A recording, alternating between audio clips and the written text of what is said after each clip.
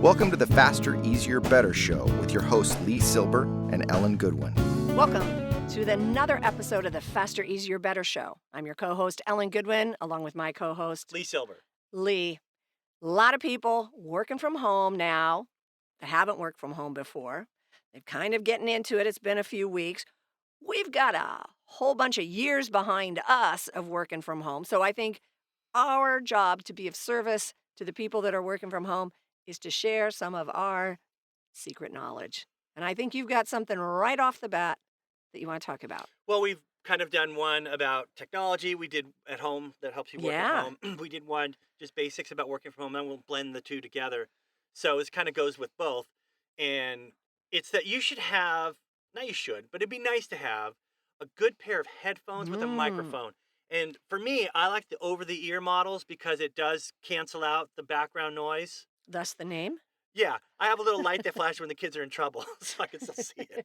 You're in trouble, pull this rope like in the old days. Pull the rope, and it'll light up a little light. But so I can hear better, and people can hear me better because I have a quality microphone that's built in. You can just flip it up when you don't need it, but chances are we're going to need that now in the next. Well, who knows? I don't know. We don't know. I don't know. So you might as well. It's a good investment. Yeah. Can you hear me now? So I think one of the other things you really need to do is to have some way that you're timing yourself, because focus is super important. And when you can find some time to really get into something, I think you also need to be able to stop it. Because one of the things we get into is we get so into our work, if we're able to, that we don't get up, we don't move, and you have to move. And so one of my secret things I have used for years and years is the timer on my stove. And I will set the timer for half an hour, for 45 minutes, and I will go to the office and I work. But then the timer, when it goes off, it doesn't automatically go off. I mean, it doesn't stop. You have to get out of the chair, walk into the kitchen, turn it off, reset it.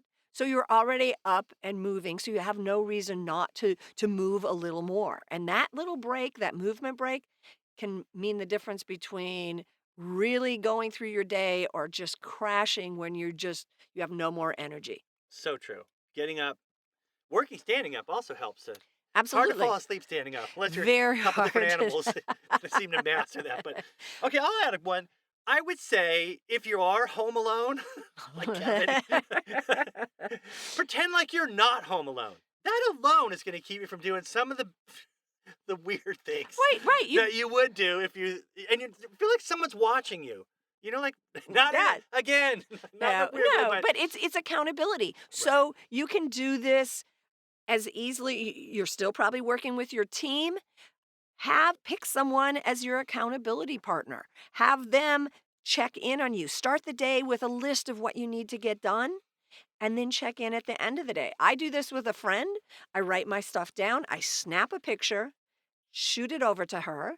The end of the day, I snap another picture. Things are crossed out, and we keep each other on track that way. That's awesome. Super, super important. You know, we're all about efficiency, and sometimes if you do less, you have more time, or you know what I mean. But there are times where it's worth it. When I lived in Hawaii, when we would have a business meeting, I would always plan for it to take longer because they like to talk story. Right. And so in the beginning, you get talk. Hey, how you doing? What's happening? Did you check the surf? Blah blah blah. But that's part of doing business. When we talk to people, we shake hands, we say hello, how are you? But sometimes with email and other direct messaging, we forget that. Right. We We leave out just that. jump right in. Yes. So start with something a little softer, a little more Yeah. personal. Just a little warm up before you get to the. Because again, we talked about this before. How using a mirror helps you when Yeah. you're speaking to sound like you're upbeat, positive, and not, negative. And when you're writing, I think by starting out with a hi, whoever, instead of just their name, and then a sentence. I hope things are going good. If there's any need, whatever, and then you Right. get into what you want. I think that need. is great. And I would say this one sounds a little wonky, but I think especially right now, scheduling your distractions. When you wake up in the morning, social media is going to be there, but set a limit.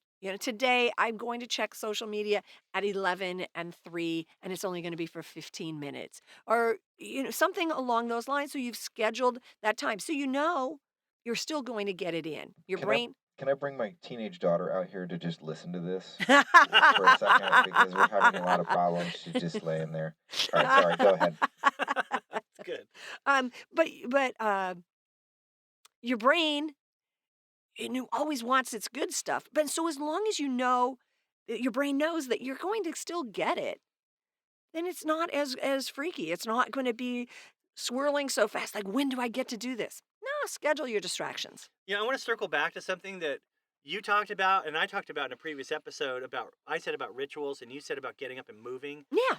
and about starting your day, with your rituals. Mm-hmm. Sometimes it sounds when you have to commute to work, you think, oh, if I only have to get up out of bed and walk 5 feet.